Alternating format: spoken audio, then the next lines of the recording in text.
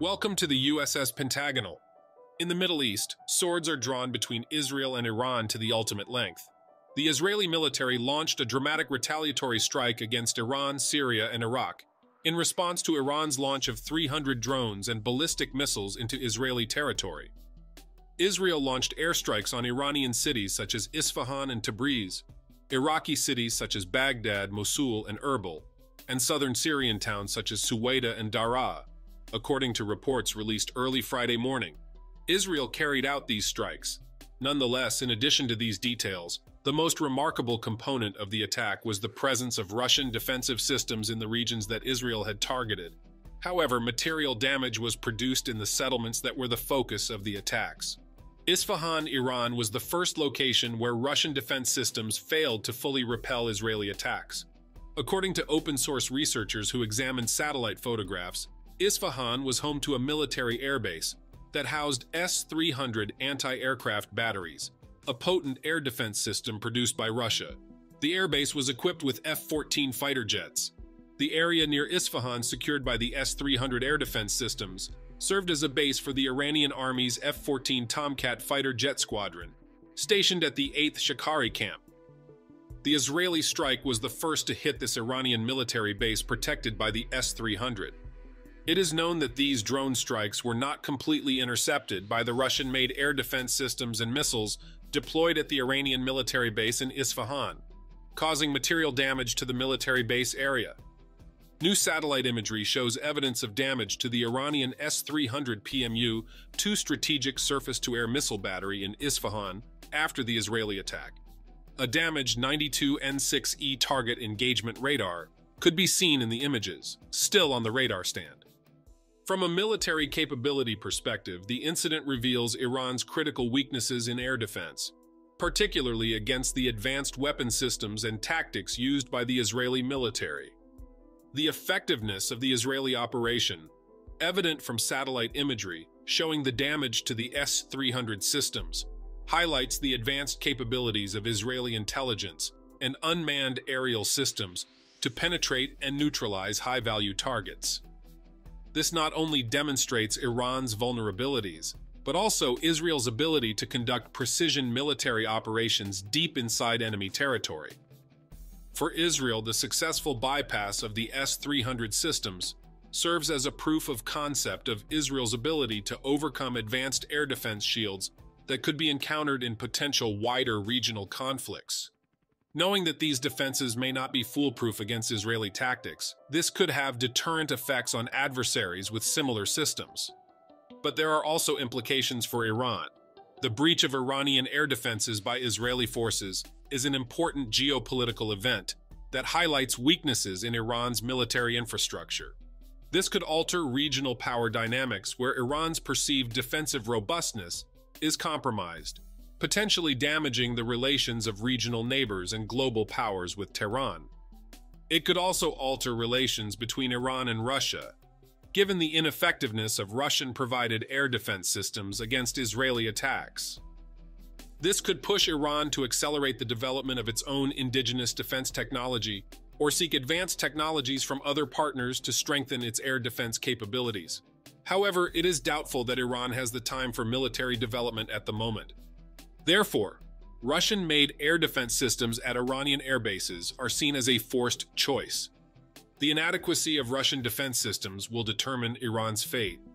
Already, Iran's fate seems to have been sealed by the damage to the S-300 defense systems at the Isfahan airbase.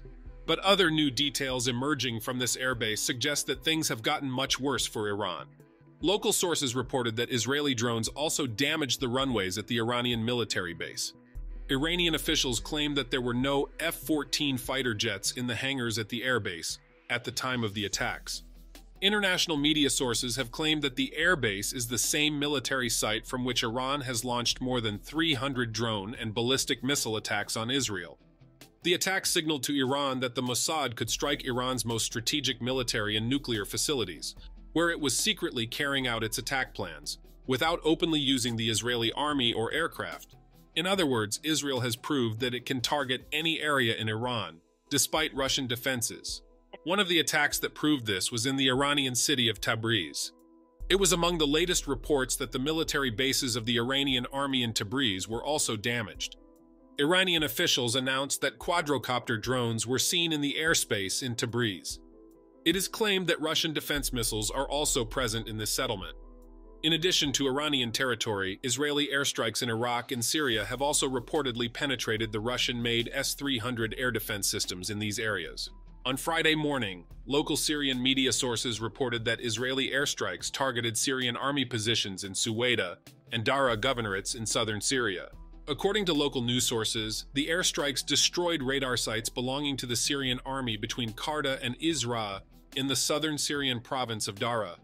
The Syrian opposition news website Dara24 reported that Israeli jets struck a military battalion near the town of Karfa in the southern province of Dara. Rami Abdurrahman, head of the UK-based Syrian Observatory for Human Rights, an opposition war monitor, said 6 Israeli warplanes entered Syrian airspace and flew east when they were detected by radar. The Russian S-300 air defense batteries are located in these Syrian settlements targeted by Israel, but the news that Israeli forces have successfully eliminated Iranian military sources in Syria through drone strikes has shocked the media. As we have seen, the areas that Iran controls and protects in Syria with Russian air defense systems have turned out to be vulnerable to Israeli strikes. Breaking news reports following the strikes, showing pro-Iranian proxies moving their military resources from the Aleppo airbase in Syria and weapons depots in Deir ez-Zor to different areas, proved that Tehran-backed armed groups distrust Russia. This is because the armed proxies reportedly feared possible Israeli strikes on their air bases in Syria. In addition to Syria, the situation in the settlements in Iraq, one of the targets of Israeli strikes, was also quite remarkable. For the first time, the Israeli Air Force targeted pro-Iranian armed elements in Iraq. In fact, it was stated that the focal point of the Israeli strikes was a building in the south of the Iraqi capital, Baghdad. Before the attack took place in this building, it was claimed that members of Kataib Hezbollah, one of the pro-Iranian armed elements, were in a secret meeting. It was later reported that Israeli airstrikes targeted this building and interrupted the meeting of Kataib Hezbollah members. After the attack on the building, not many details about the dead or injured were shared. Following Israel's attacks in Iran, Iraq, and Syria, the first reactions from Russia, which has influence in these areas and provides military support to these regions, began to come.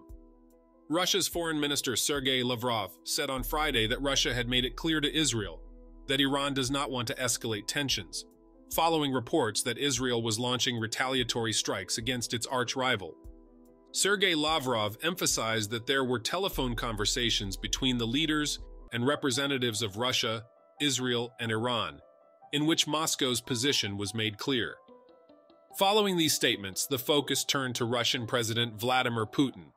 However, at the moment, Putin has not made a clear statement on the issue. It remains to be seen what Putin thinks about Israel's attacks on Iran and Syria, which also target Russian air defense systems. The Israeli airstrikes on Isfahan and the subsequent failure of the S-300 systems to prevent them marks an important turning point in military engagements in the Middle East and affects future defense strategies. Putin is therefore expected to take this situation into consideration. Thank you for following us.